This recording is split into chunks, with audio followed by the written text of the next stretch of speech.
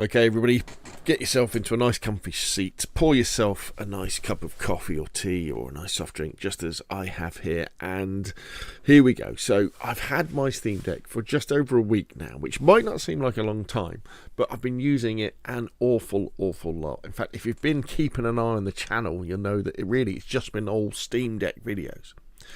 So I thought it was time to do my first review, and what I'll be doing is, as time goes on, as I get to know the Steam Deck better and understand its capabilities and limitations, I'll do more. So this is a kind of a 10 days in review, and I'll probably do after a month, 6 months, that sort of thing, whenever I think it's appropriate.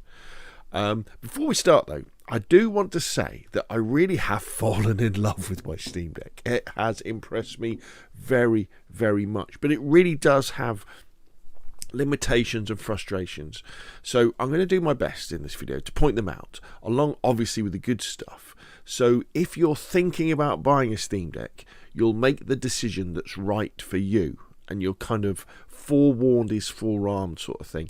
And in this review, it might seem that I'm being a bit harsh on the Steam Deck at times, but this really is an expensive piece of kit, and I want viewers to see through the hype and the Steam Deck fanboys and girls to the reality of a Linux or Linux-based mobile game system. So my headline, if I was to do like an elevator pitch, would be something like: the Steam Deck is an amazing value for money, portable handheld, budget gaming PC experience, but it's held back by lack of Xbox Game Pass compatibility, lack of official third-party launcher compatibility, lack of lots of the third-party anti-cheats games don't work.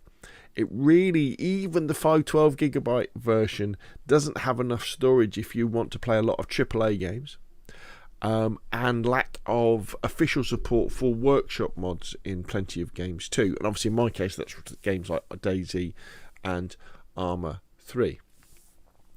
I think that the Steam Deck is a really great accessory for gamers who've already got, or who have recently had or had in the past, a AAA PC gaming rig, and you've already got an extensive Steam library. Because if you're that sort of gamer, you'll know about the frustrations and limitations that can occur with PC gaming.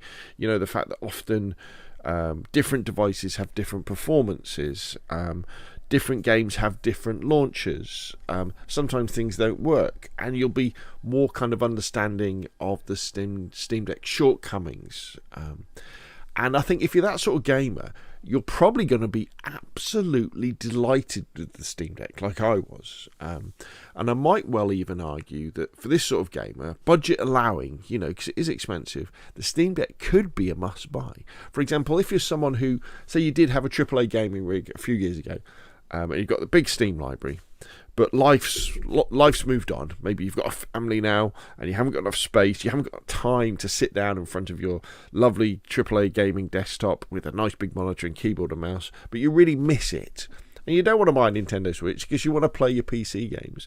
The Steam Deck is probably a lifesaver for you, because you'll be able to play lots and lots of your old games. They'll look beautiful, they'll play beautiful. Okay, you're using the gamepad controls now, but I think you'll almost have like a magical experience. However, I don't think the Steam Deck is a good way into PC gaming for console owners or people who haven't had a console or a PC before. You know, if you've got an Xbox or a PlayStation at the moment and you're thinking, oh, I really want to get into PC gaming, I think you should seriously consider getting a PC laptop or a PC desktop first. Build up your Steam library, and you'll notice a common thing with this video. I mention Steam all the time. It's all about developing your Steam library, and then when you're happy with that, and you know you're happy with PC gaming in general, then think about getting a Steam Deck, because all of these PC handhelds, whether that be the Steam Deck, the Legion Go, the ROG Ally, or whatever new ones have come out by the time you watch this video, they're all trying to fit a square peg into a round hole. Because PC games, they're most of them, 99% of them, are designed for playing with keyboard and mouse on big screens, on computers with loads of storage and loads of graphical power, where battery life isn't in consideration. Whereas these devices, they all use console controls, they have much smaller screens, much smaller storage, and obviously they've got a battery to think about, and also they've really got to be careful about how big they are and the heat dissipation. So, by definition, their graphical power has to be limited. It kind of would almost make more sense and maybe we will see one of these over the next year or so, is for Xbox or PlayStation to have an Xbox deck or a PlayStation deck, because all of their games that they make or that publishers and developers make for Xbox or PlayStation, they're designed to work with console controls. They're designed to work on lower processor powered machines, which most of the consoles are compared to high-end gaming PCs, and have smaller storage. And they could use the similar chips from like the Xbox Series S or the X or the PlayStation 5 or even like the PlayStation 4 or the Xbox One, and just scale down the resolution of the games to the smaller screen to get that required performance. It would also mean, if they did that, then an Xbox deck or a PlayStation deck would be using the PlayStation OS or the Xbox OS. And the beauty with the console OS is because you never really get to see them in action, is that they're pared down, they're lightweight. Whereas when you're trying to run a Windows OS on something like Legion Go or ROG Ally, it's not meant for a little handheld. It's too big, and that is one of the advantages of Steam OS, obviously on the Steam Deck, that it is tuned and sized particularly for the Steam Deck. The other thing is that PC gamers will well be aware that many of the worst PC games that come out are PC ports of console games. So you could kind of argue that a portable PC game machine is kind of the worst of all worlds, because you're getting the worst ports, you're getting games that aren't designed for this format, and it should really be the other way around. And maybe that's why the Nintendo Switch is so popular. However, remember what I said at the beginning, that I love my Steam Deck. In many cases, it works very, very well. So let's take those headlines and all that doom and gloom out of the way, and let me share you some of my thoughts about the Steam Deck that I've got so far. And I think we probably should start off with, why did I decide to buy a mobile PC? I guess it's a market that's kind of attracted my eye over the last few months, because we've had the Steam Deck upgrade to the OLED model, which is what I've got here. We've had devices released like the ROG Ally and the Lenovo Legion Go, and I've been thinking, they look kind of cute, and I haven't had a handheld device for a long time. Also, I do have an awful lot of PC games. I've got a reasonable sized Steam library, but I've got a really big Epic library, because every week I religiously go to the Epic store and get the free games there. And I've got hundreds of them. I think I've got over 300 of them, and the Amazon ones. I've got free games on Amazon. I've got a few games on GOG as well. And I thought it would be really nice to have a device that I can just pick up and play, because being a YouTuber, I'm not a full-time YouTuber, but making lots of YouTube videos, I spend most of my time making YouTube videos and not playing games, and those YouTube videos might be about PC games or console games. And I thought, if I had a device that I had, lots of my games, some of them were more lightweight games than, like, say, DayZ or Arma, it's something that I can just pick up, turn on, and while I'm sitting downstairs watching television or lying in bed at night or something, I can play for fun. And that would be good, and it would be an opportunity to play games where I'm not thinking about making content about them. However, obviously, there was also at the back of my head that having a new piece of kit would give me new video content opportunities. Obviously the reviews and the first impressions and tutorials, how-tos, all the technical side of that. So that's another thing, because I'm always looking for different avenues for the channel where I can explore different things that are interesting to me that hopefully will be interesting to other people. So when I kind of thought, well, I definitely want to get one, and I was really liking the look of I wasn't sure about the Steam Deck because it was Linux and it had, the port. It was the cheapest one and didn't have the best screen before the OLED version came out. And then there was the ROG Ally. The ROG Ally looked really good, but then there was all the doom and gloom about it melting SD cards. I was like, I'm not sure about that. Then the Legion Go came out, and I was like, wow, the Legion Go, this looks amazing, but it was really expensive. And of course the Nintendo Switch, but the Nintendo Switch doesn't really play the games that I'm interested in, so we'll put the Switch to one side. And then we had the OLED Steam Deck come out, And I was like, okay, so the OLEDs, the Steam Decks in general are the cheapest ones. I know the ROG Ally has gone down quite cheaply now, but the machine that I got, the 512GB, in the UK is £480. And one thing to bear in mind is that the launch price of the Steam Deck LCD was £450 like a couple of years ago. So in effect, the price has come down because you're getting more memory, twice as much memory, and you're getting this new amazing screen for roughly the same sort of price. So that's a pretty good deal. And so let's call it 480. The Legion Go is £700, and that's really out. It was out of my budget for this thing. I was like, no. And then you got the ROG Ally, which did come down to 550, which I was kind of seriously thinking about. I was like, should I get that one? It was really between those. But some of the other things I was thinking about as well was, if I'm going to be making content for the channel, should I buy the machine that's probably got the biggest user base? And there's no doubt, I think, that the Steam Deck has got the biggest user base. And the idea with the Steam Decks is that even the original, from the original 64GB LCD one through to the latest 1GB OLED one, that the performance, the graphical performance of them is very similar indeed. They're all Xbox Ones, for example. They're all PlayStation 4s in terms of performance, and they just have more memory or have a better screen. And that's really good because it means that all those SKUs, any videos I do about my 512GB OLED version that I ended up getting, will apply just as much to a 64GB version that someone bought a couple of years ago.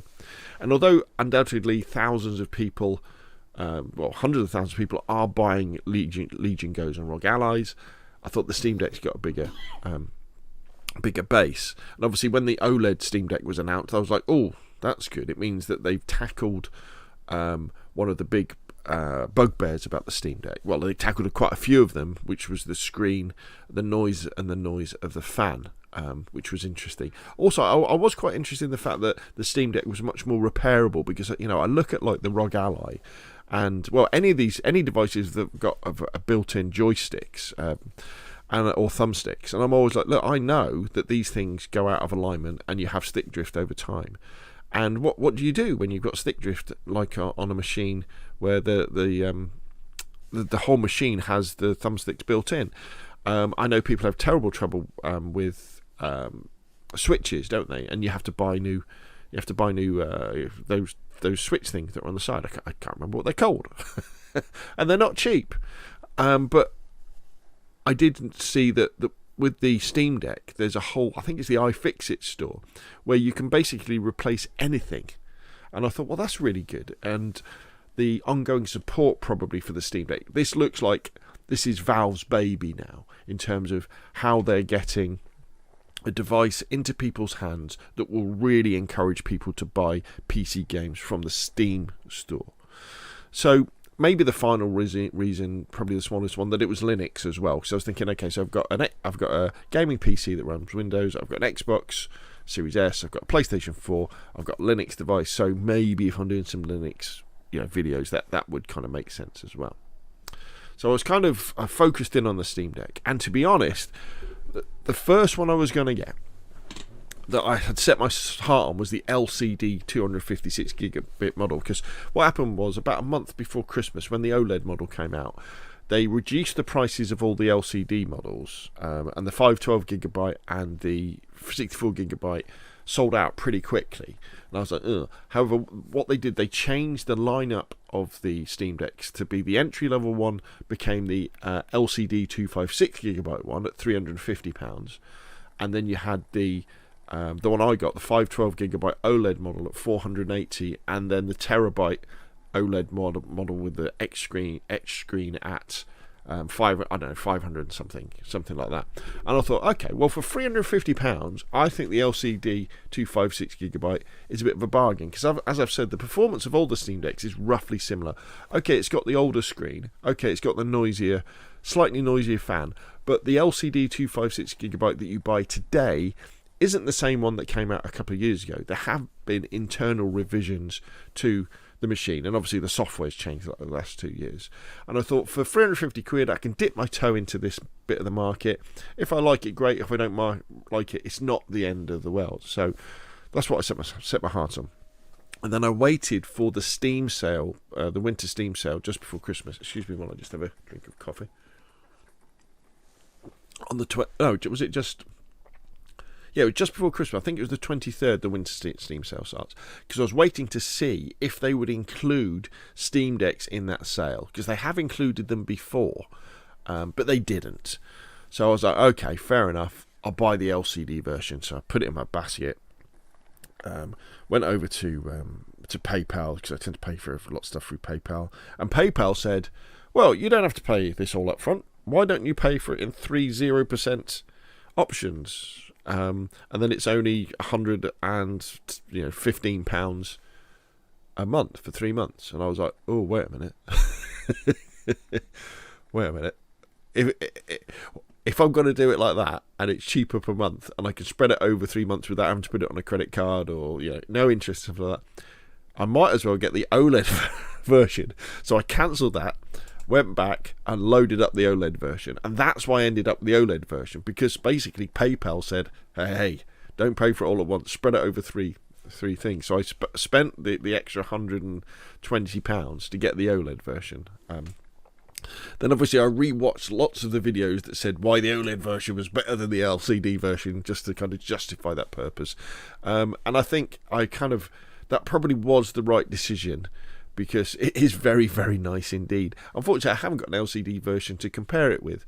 But one of the things that set me on the LCD version before this happened was that if you watch SteamDeck videos from, say, 6 months ago, say, round about June 2023, people love the Steam Deck and they rave about it. And they go, okay, the screen's not brilliant, but there was a vibrancy update that came out that made the screen look better. Okay, the fan's a little bit loud, but if you're wearing headphones or you're not bothered by it, you can, and it's an amazing, magical device. So I think, again, if you're dipping your toe into this, and if you're watching this and thinking, around about 350, that's my budget, but 480 is too much. And I think the LCD could well be a really good way into this as well. So that's why I ended up with the OLED version. And remember, as I said, I've kind of repeat myself here, but the OLED version is not Steam Deck 2. It's more like Steam Deck 1.25. Because yes, it does have a better screen. It does have a longer battery life, quieter fans, better Wi-Fi, Bluetooth, etc., better touchpads, and slightly better performance. But you're only talking a couple of frames a second. The overall performance is very, very similar indeed. And that's good. So I think an LCD Steam Deck, or a second-hand LCD Steam Deck, I looked at those as well. But I don't know. I haven't bought anything second-hand off Facebook or eBay for a long time, and I was a little bit reticent about giving somebody even sort of 200 quid for something. Is it going to be a scam or anything like that? Okay, so more thoughts. After 10 days of using the Steam Deck, I kind of think that the Steam Deck's kind of equivalent to having in your hand, and this changes depending on which game you're playing, to having something like a PS4 Pro or an Xbox One X or even an Xbox Series S when running handheld. Sometimes it's better though. Sometimes it's more like a high-end gaming PC, which is pretty amazing when you think about it, because different games are optimized in different ways, and I think some games look better or worse on the smaller screen when it comes to things like the frames per second. But all of that is pretty amazing when you think about it. Even the fact that you've got in your hand something that's as powerful as something like a PlayStation 4 Pro or an Xbox Series S, that's probably the better thing to say. An Xbox Series S, so the baby next-gen Xbox, which I've got, which was designed for people who wanted next-gen console performance but didn't have 4K TVs. Excuse me. And I think that's pretty amazing.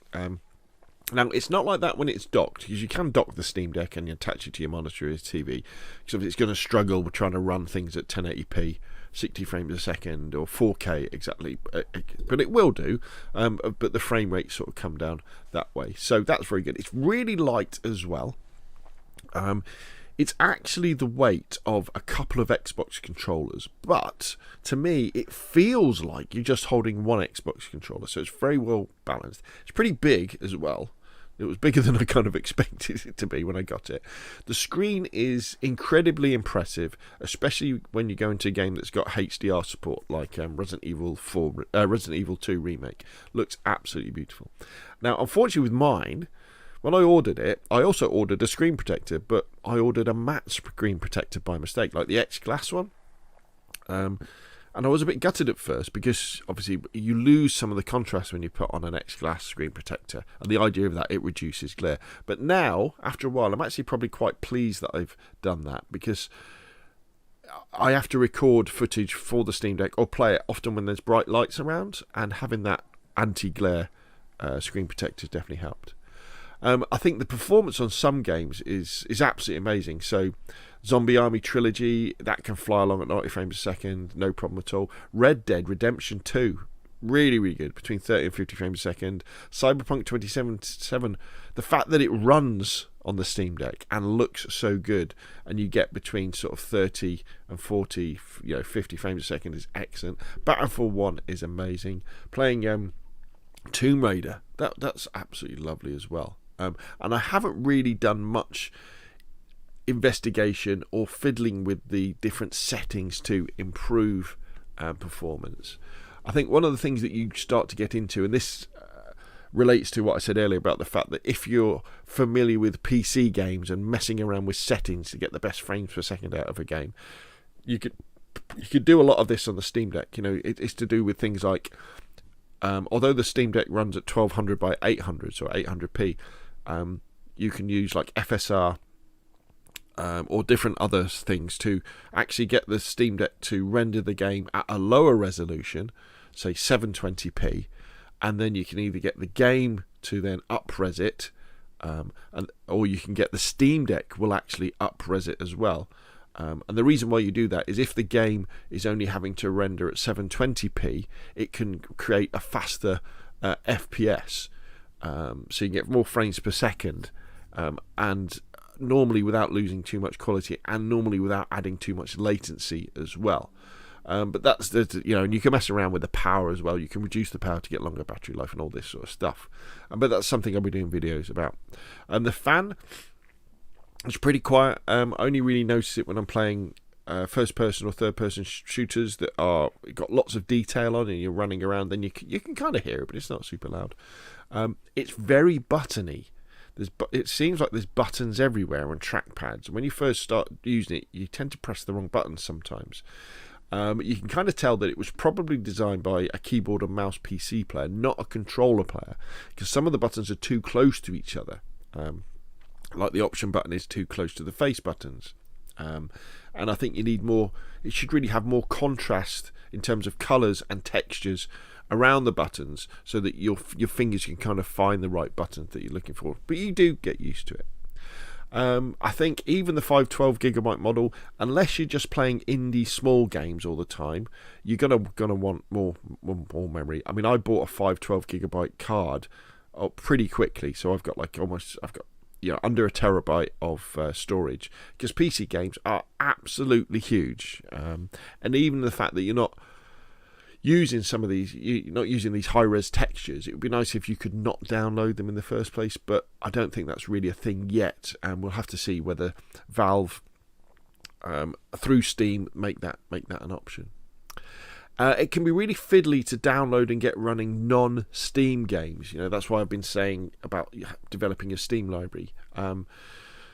I have got GOG games and Epic Games and Amazon games running, but it involves turning the Steam Deck away from its console mode, it going into desktop mode, because it is basically a Linux PC underneath, and then you have to install a third-party launcher, and then you have to download it, and sometimes games work, sometimes they don't. You can get it working, but again, it's fiddly. It's something where if you're coming from the console world, you'd be a bit like, what?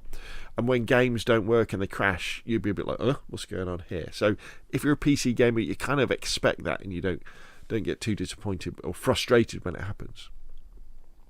I think the Steam Deck should have a SIM slot for a mobile phone, for a cell phone SIM, because again, if you're using it mobile, so you go to work and you use it, and you're not meant to log onto the work Wi-Fi with your Steam Deck, and you don't want to, or you forget to turn the Wi-Fi hotspot on your phone, often you'll go to launch a game and nothing will just happen. It will just be like the timer wheel will just be going around. You think, what's going on? And it's because it wants an internet connection. And lots of PC games, especially modern PC games, even single player ones, they want an always on internet connection. So I think it should have had a SIM slot, so you could put a data SIM in there. And they could have probably done a special deal with a local carrier. And in fact, if they did that, you could probably, even get it on a monthly plan, couldn't you, or something like that as well. At the moment, I think it definitely feels like a Steam machine. It's definitely a machine that is designed by Valve to make it so that you are much more likely to buy your games through Steam, because it's kind of flawless, the integration. Doesn't mean that every single game that is on Steam will work with the Steam Deck. They've done a lot of work creating compatibility guides and things like that. But because of the trickiness with third-party launcher support, kind of works that way. Also, things like workshop support doesn't exist for, properly anyway at the moment for, say, Arma 3 or DayZ. So that's a bit disappointing. So it's not easy to get mods into game yet.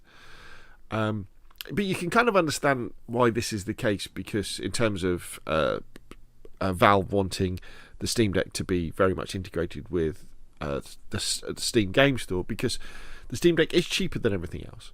And the reason why they can deliver it at such a great price is because Valve know that they get a cut of every game you buy from the Steam Store. So they can sell the Steam Deck at much lower margins than, say, Lenovo can, because Lenovo need to make a nice healthy profit on every on every Go that they sell. Same with the ROG Ally. They need to make a nice profit on that. Whereas Steam can say, okay, we can sell the Steam Deck at a smaller profit because we know we're going to be making the cut on the games instead. And, that might be frustrating for some people if you've got a lot of games on other things.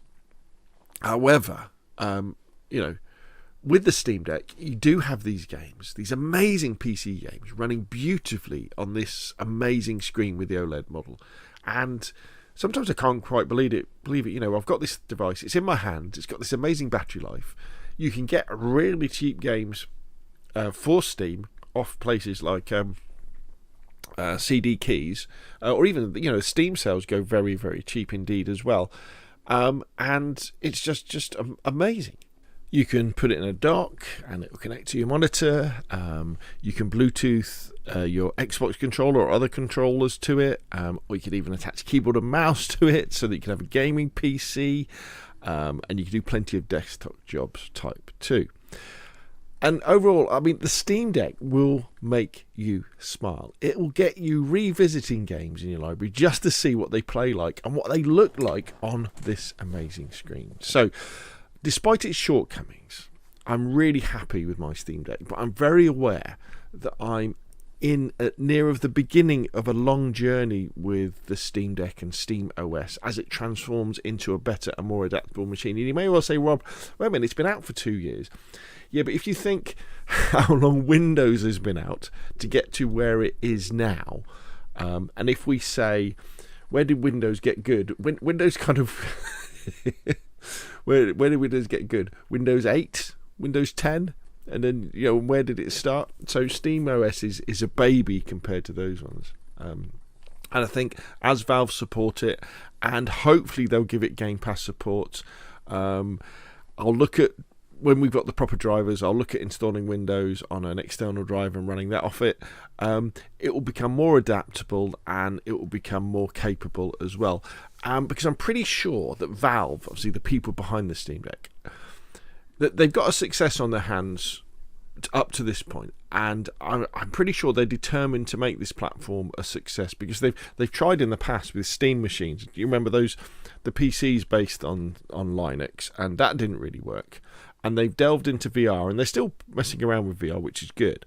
But I think Gabe at Valve, they really want their own hardware device that is kind of semi-locking people into the Steam ecosystem, because I know that they look at people like Epic, and they look at Amazon, and maybe not GOG, but they look at the other big players, Windows perhaps, and they're trying to stay ahead of the game, and they want Steam to be the de facto store for PC games, and they're doing an awful lot of work to make it good, with like workshop support, with like all the sales and all the highlighting they do, all that sort of stuff. So they're doing a good job. You could argue that the one thing that they're not, that isn't great about Steam, is the fact that they force publishers who put their games on Steam that you're not allowed to sell it cheaper anywhere else. But they do have regular Steam sales, so games do go a lot cheaper on Steam on a regular basis as well. And obviously they take their 30% as well. But I think Valve, with the Steam Deck, they found that device. This is the thing that they can take forward and they can develop. And we'll see a Steam Deck 2 probably in a couple of years. And I think, the more that they sell, and the more sort of mobile gaming PCs that are out there, we'll see the developers and the publishers getting behind this sort of format. So even for games which are normally purely just mouse and keyboard, we'll start to see controller support. We'll start to see the support for things like bigger icons, so that you can see things on a smaller 7-inch screen as well. So, would I recommend the Steam Deck? I mean, it's a fantastic piece of kit. And I think if you've got the money to spend on a shiny new gadget, I think you've just got to ask yourself, in the real world, do you find yourselves in situations where the ability to quickly pick up and play PC games would be beneficial? Because no doubt how great the Steam Deck is, or any of these devices are, playing them on your console or on your PC in front of a nice big TV or a nice big monitor with a controller or your favourite keyboard or mouse is a better experience. It is. Because, with these devices, you're hunched over, they give you neck pain after a little bit. If I have the choice between playing on my computer with a nice big 27-inch monitor or playing on the Steam Deck, well, I'm going to play on my computer, aren't I? But are there times when you would be on your lunch break at work, or on a commute on the train or on the bus, or maybe you're in the car waiting for the kids to finish school, maybe you're making dinner, and you're waiting for things to finish, maybe you're in the shed when you should be doing DIY, maybe sitting in the garden enjoying a beer, or maybe, as I said at the beginning of this video, the situations where you used to have a gaming PC and you've still got this big Steam library and you want to take advantage of it, but you don't have the space or the time to have a gaming rig. This really is very good for that. And obviously the advantages with the Steam Deck, especially with the new OLED model, is that long battery life, the OLED bright screen, and they make it makes a really strong case for buying it in that case. But you also need to check whether the Steam Deck plays the games you'll want to be playing. So go to Steam, look at the games you want to play, and see if they're compatible. If you scroll down on the right hand side, it'll tell you. Because a lot of the time, there's games that, very, very popular games, that aren't compatible. We haven't got official support for Xbox Game Pass.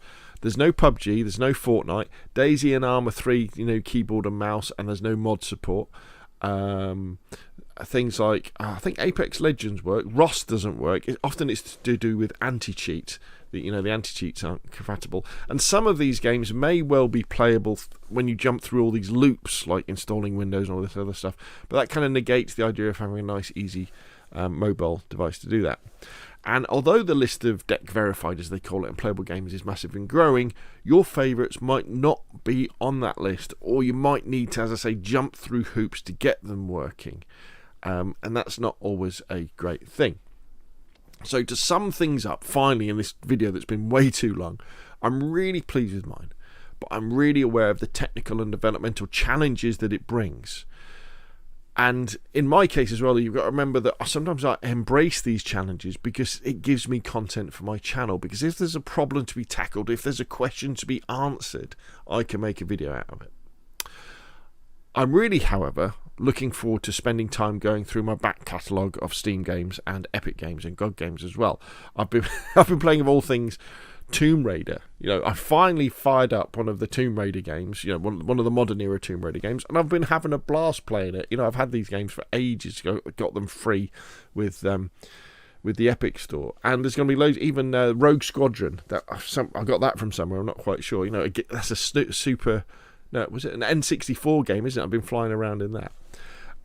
So I'm really looking forward to revisiting those, the Sniper Elites, probably Resident Evils as well, and also playing some of the simpler games that I normally wouldn't concentrate on the channel as well, because the channel tends to be all shooters, isn't it, or survival games, first person and third person shooters. It's kind of overall kind of atmosphere and feel for the channel, but I'll play different things as well.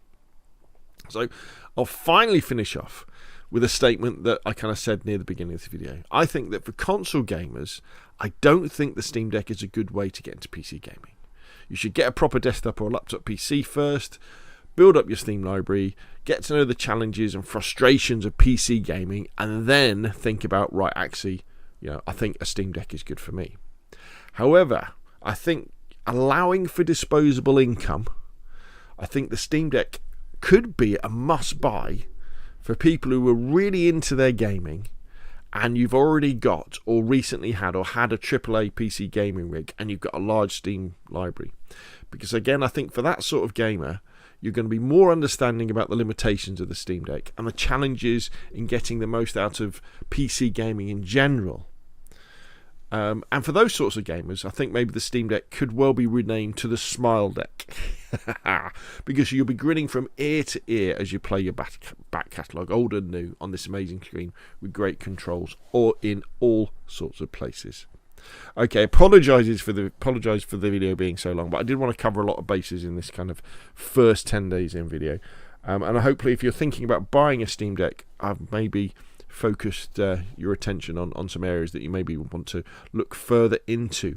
But if you've got any questions or comments, put them in the description, put them in the section below. If you enjoyed the video, hit like. If you want to see more of the same, press subscribe, and I will of course see you again soon.